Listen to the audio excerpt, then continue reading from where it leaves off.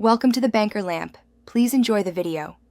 Park the Hyundai Elantra on level ground, engage the parking brake, and turn off the ignition. For safety, disconnect the negative battery terminal to prevent shorts and accidental light activation. Gather a replacement 1157 dual filament brake and tail bulb, a Phillips screwdriver, a 10 mm socket with ratchet, and a soft cloth.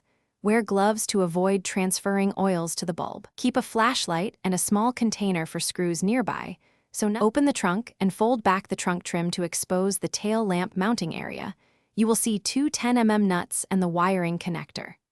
Use the 10 mm socket to remove the two nuts, support the lamp assembly with your free hand, and pull the tail lamp straight out away from the car to release the plastic clips.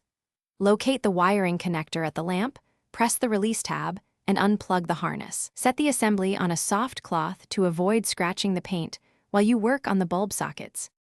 Locate the bulb socket for the brake light, grasp the socket, and turn it counterclockwise to remove it from the lamp assembly. Pull the old 1157 bulb straight out. Install the new 1157 dual filament bulb by pressing it into the socket, avoiding finger contact with the glass, and reinsert the socket into the lamp, turning clockwise to lock it. Reconnect the wiring connector. Hand start the two 10 mm nuts and tighten snugly. Reconnect the negative battery terminal and test brake light, tail light, and turn signal functions before closing the trunk.